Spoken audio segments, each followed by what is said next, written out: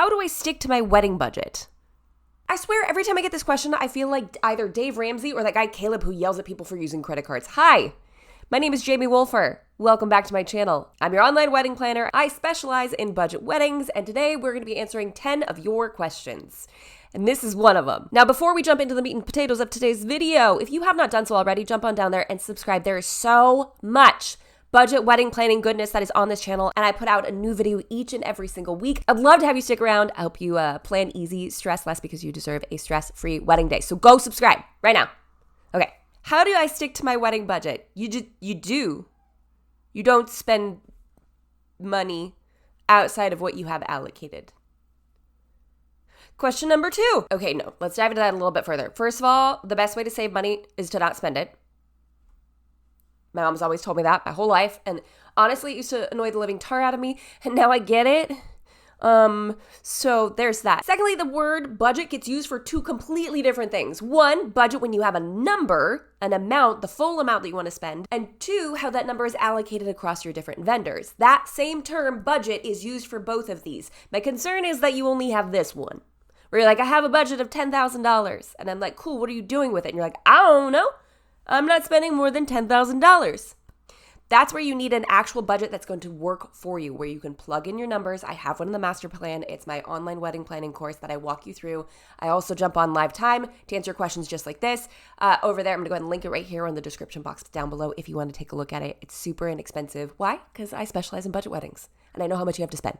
So I'm here for you. So the reason that so many people don't stick to their budget, and we did a video about this a little bit more recently, is because they don't have a functioning breakdown and or spreadsheet of what they should be allocating to each category. I'm considering getting a used dress to save money and also for environmental reasons. That's right. However, my family is very eager to go dress shopping with me. Any advice? Yes, absolutely. Okay, so there's no harm in going dress shopping just to try stuff on. In fact, I highly recommend it because you might have an idea of what you want, and this is very common when it comes to wedding dress shopping, where you're like, this is the silhouette I want, this is the detail that I want lace, I want this, I want that, and then brides will go to put the dress on and go, wait a minute, I fell in love with that silhouette, I didn't think I wanted lace, and now here we are. So I think it's a fantastic idea to go dress shopping anyway, so you can get a better idea of what you like on your person, because it's one thing looking at Pinterest or a bridal magazine, and it's a completely different experience having it on your body. So I still recommend doing this.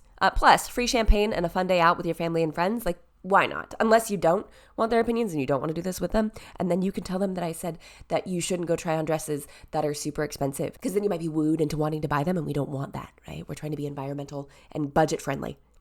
You can use that as your reasoning. However, I think that you have enough willpower to go and do that. I think you'll be fine.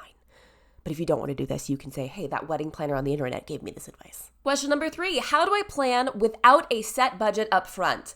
I hate that for you. My parents contributed a small number with the phrase, but if we can do more over time, we will. And I'm just not sure what to bank on / how to plan accordingly. That's because you can't.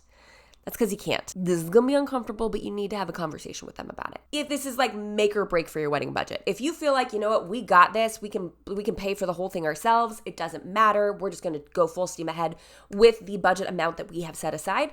And then anything they give to us or contribute towards the event, we will consider it icing on the wedding cake or dessert table, if that's what you're doing, which I do highly recommend. But if your budget is less than $15,000, $10,000, then any sort of contribution could be a game changer between the photographer you book, the type of catering you get. So this would be a situation where I would recommend downloading our Hard Money Talks guide. Yes, it's literally how to sit down and talk with family members that may be contributing to your event. And it gives you little prompts of what you can ask and how to have the conversation. You can literally hold it the whole time if you want to, or just take a glance at it ahead of time and use that as a frame of reference to have this conversation with them. I'm gonna go ahead and link it right here and down in the description box below in case you wanna watch the rest of this video and get back to that later. But it is important to have this conversation because you are quite literally stuck without knowing, and it feels a little crippling. So you either need to make the decision of, we will pay for this event all on our own. Whatever they gift to us, and we will use that maybe towards a honeymoon or towards something else that we can splurge on. But if your event is contingent upon whatever amount they could be contributing, then you do need to have the conversation with them. Question number 4. This is going to be super niche. Great, fantastic, bring it on. I'm sure it's going to help so many people. But we are doing a micro wedding with a private ceremony followed by dinner with friends. Dinner is the thing, no dancing or anything like that. It will be a 5-course dinner with about 25 people. We are planning to have a Polaroid camera and a few guest speak, but what else can we do to make a long dinner fun and interesting in a limited restaurant space? Thank you, love your content. Thank you, love your question. Nothing. Have you ever gone out to dinner with friends and needed entertainment? Your friends are the entertainment. You're the entertainment. I think a lot of couples get really caught up on this need to just inundate their guests with entertainment. Like, here, yard games, music, all the stuff, all the things. Here's a photo booth. Here's this, here's that. And while I do love a good lawn Yahtzee on someone's wedding day, it's not necessary. And I will always go back to this one wedding, this one reference that I have where they had no DJ, they had no dancing, there was no photo booth, there was like a little trio of friends, a little gaggle of humans. One was playing a stand-up bass, the other one was playing a guitar, I think, and one, I don't know if they were singing and shaking a little maraca thing, but it was like quietly over in a corner. They weren't even mic'd up. There was no amplified sound at all whatsoever. And these guests milled about for 3 hours.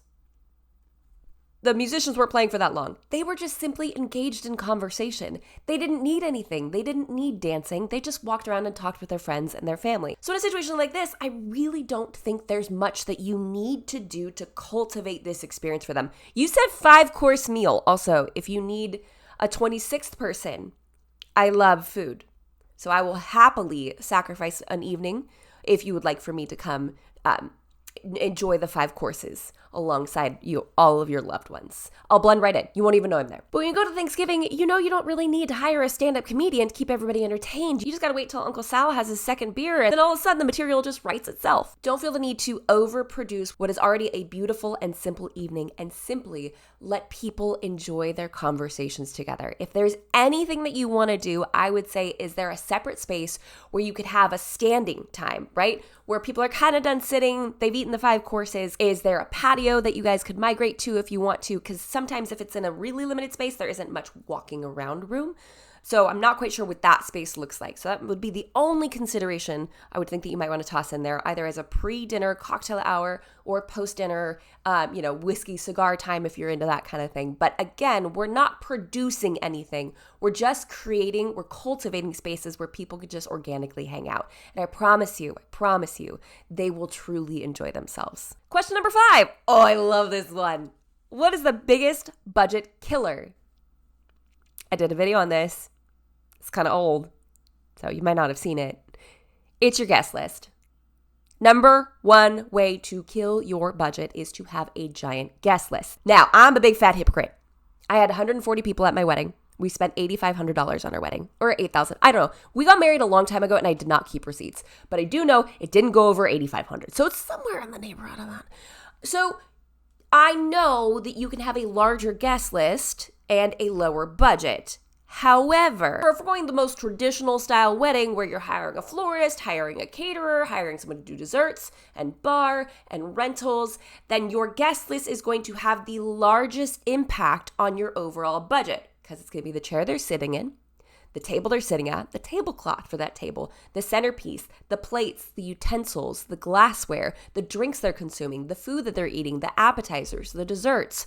The cost per person is going to be the most impactful part of your budget. I'm going to go ahead and link that specific video right here because it really does truly break down all of the ways your guests affect your budget. Again, it's still totally feasible to have a budget wedding with a large amount of guests, but you will probably not be able to book all the traditional vendors through the traditional means. Question number 6 is, I've never had a question like this. For our evening wedding, we're likely going with dinner, followed by the cake cutting, with the cake serving as the dessert. How do you ensure your guests will have enough food, but with enough room for cake after dinner? I don't want my guests to feel like there wasn't enough to eat, but also don't want them to be so full after dinner that they won't eat the cake. This person's clearly never heard of a dessert stomach. Okay, that's a separate stomach, according to my husband and all of my children. I'm not personally huge on sweets, but they do have a second stomach for something like this. Second of all, we don't need to manage our guests eating. We just don't. I don't think you should underserve them in any way at all whatsoever in the hopes that they will eat cake. You guys know what's coming, don't you? A lot of cake gets thrown away. because a lot of people don't like cake. And that's why I usually recommend a dessert table if you're trying to please a myriad of palates. Because while I would probably never really touch a wedding cake, if someone had a raspberry tart or a lemon tart, anything like super fruity and vibrant and bright, I would totally go after that dessert. Which means you're now catering to a niche section of your guest list who probably wouldn't have eaten the cake anyways. There are a lot of people who will not eat the cake. But if you are heck bent on having cake be your only dessert option for your guest list, make sure you are not doing it for every single person, because again, not everyone's going to have it. And if you really want to ensure that people eat it, have it served tableside immediately following dinner. Is that normal? No. But if you're putting the cake directly in front of them and toasts haven't happened yet, then there's a higher likelihood that if they're still sitting there or a little bit bored, they see cake in front of them, they might stuff their face with it. If the goal here is to make sure people consume as much cake as possible, literally place it in front of them. Don't let them go off to dancing. Don't let them go off to do anything else, okay? Order correctly, place it in front of them. Now, there's a couple issues with that. Who's cutting them, who's plating them, and who's putting them in front of your guests? Just food for thought, okay? Traditional catering, yeah, of course they can totally cover this. But if you don't have a traditional caterer, then you should probably figure that out. Okay, another catering question. When telling the caterers a guest list, do we have to create a separate list for the vendors? We're planning on feeding our vendors. Amen. Sorry, I get spicy about that one. But I don't want to cause confusion with how many guests or vendors there will be, or have too little food or drive up the prices unnecessarily. Okay, couple different things. You can tell your caterer that we have this many guest lists and this many vendor meals. And the caterer will be like, cool, got it. Sometimes it's a completely separate meal for the vendors. This all depends on the caterer. It could be like a really soggy sandwich and some chips and like a lukewarm LaCroix. And other times it's the same exact meal as what your guests are getting. So once you pass that information off to your caterer, you're off the hook. You don't really need to do anything else with that. But as far as having too little food or driving up the prices unnecessarily, that speaks more to a lack of faith in the caterer or a lack of knowledge in the system and how it works for them. Because you could straight up ask them, hey, how do we make sure we don't run out of food? What does that look like? What's your process look like? What's your math look like? You're totally allowed to ask these questions because you should feel confident and have total faith that they're going to pull this off for you. And then the flip side of that is driving up prices unnecessarily. Again, same questions. How do you make sure you have enough food without too much going over? What do you do with the extra food? If we bring to-go containers, can we take that home with us? Then it gives you a little bit more peace of mind that you're getting the best bang for your buck when it comes to your catering. What can I do to reach more vendors? I live in a very small town and my options are few and far between. I literally cannot find a caterer for under $10,000. I'm about to break down and ask friends or people that I know aren't coming to the wedding. Is that weird? Hi, I didn't invite you to the super awesome party we were having, but can you just dish out the food for us, possibly clean up after? I just can't. Okay, I'm so sorry that I'm laughing. I'm sorry. I would import one from a neighboring big town. I would call a food truck. You can get crafty when it comes to catering. Is there a place that does drop catering like Chipotle or Jimmy John's? Is it traditional? No, it's not at all whatsoever. And you'll still probably need to bring someone in to do that cleanup afterwards. There are service staff that you can hire. And usually in situations like this, even if you are in a small town, you might be within an hour and a half or so of a larger city that has a bartending and service staff company. So you could hire someone to come in and take care of that for you. Broaden your scope, especially if you're in a small town and all the caterers are like super bougie. See if anyone will come in. See if you can bring in a food truck. There are ways that you can get creative with this without having people you know and love watch your wedding from the catering kitchen. Question number 9, my soon-to-be fiance and I do not want to do a first look at our wedding. That being said, all of the pictures will have to be taken after the ceremony. How much time should that take without making our guests wait super long for the reception to start? We are worried our guests will be waiting too long during the cocktail hour and that this will make us anxious while taking our pictures. Okay, I love that you're really breaking this down to like, what's the core issue here? You don't want to be anxious during picture taking. I'm really glad you're aware of this. We've had this happen with a couple once because the DJ decided to start playing dance music, like getting people on the dance floor, and the crowd is cheering and having a great time. And the poor couple is like off doing portraits close by and could hear everyone having fun and kept getting distracted and wanted to go join them. Yeah, that DJ angered me. And it was not just that one thing. But watching their faces and being like, I don't want to be doing these photos right now. That's not what I want. First and foremost, let me just say that your guest's attention span when they're being fed when they have something to drink and there's background music is a lot longer than you think it is. It might be affected by things like the weather. So if it's super hot or super cold, the desire for a small talk with a great aunt you haven't seen in 7 years starts to dwindle a little. So if you are getting married in the super hot or super cold months, I'd pay attention to that. But otherwise, having a cocktail hour up to an hour and a half is perfectly normal. Just make sure there's enough appetizers to last throughout the entire thing, enough beverages, and honestly, guests will pretty much just enjoy themselves. Now, to assuage any concerns that you have, if you're like, an hour and a half sounds obscene, there is no way I want to take that long. I have had many a photographer make cocktail hour a single hour work, where it's 20 minutes for family photos, 20 minutes for wedding party, and 20 minutes for you and your honey in your portrait session. Is it tight? Yes. Would I recommend bumping it to at least an hour 15? Yes. It does not have to be a tight hour. It totally doesn't. I promise you, your guests are doing a lot better than you think they are. And then last but not least, question number 10, how do you stop self-doubting when you've selected a vendor? Okay, I'm glad this question made the cut on this, and I want to get to you before you book vendors. So if you've already booked them, and this is your question, I'll get to you in just a sec. You avoid creating opportunities for doubt by researching effectively ahead of time.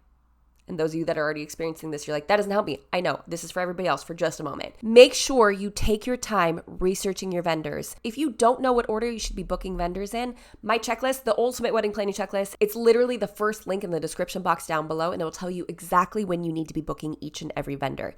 You need to take the time to ideally find 3 to 5 vendors per category. Anything less makes me a little bit nervous. And yeah, you could go a little bit more than 5 if you want to, but you don't have to. That way you have a good idea of here are the services and here are the costs and here are the personalities of the different vendors. Who has the perfect intersection of all 3 of those? And if you don't know how to interview a wedding vendor or the right questions to ask, you should come join me in the master plan. I literally have a digital download for every single vendor so you know the exact questions to ask and the answers to look for.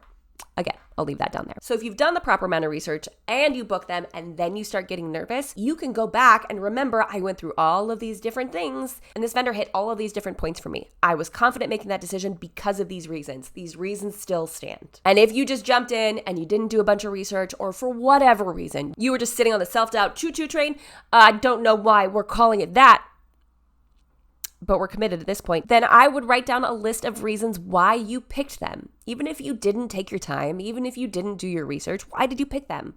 What was the reason? Did you love their photos?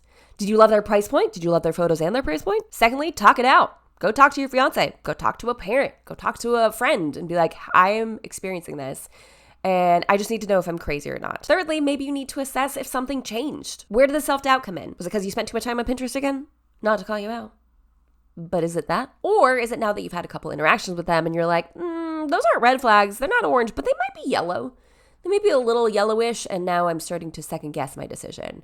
And sometimes verbal processing can really help you with that. So try to assess whether these are justified or not based on why you picked them and if anything's changed since then. And you'll probably figure that out by writing it down and or talking with someone. So that's what we have for today's video, guys. Thank you so much for watching. What's a question that you have for me? If we like this format, I'll keep doing this. Yeah, I mean, sure, it's a little random and all over the place, but these are all fantastic questions that I know at least 2 of these helped every single one of you. At least 2, right? Okay, let me know what your questions are down below. I'd love to hear from you. If you haven't done so already, jump on down there, hit that like button, especially if you like that I'm answering your questions specifically, and subscribe to this channel for more tips and tricks for the modern day bride. And until next week, bye guys.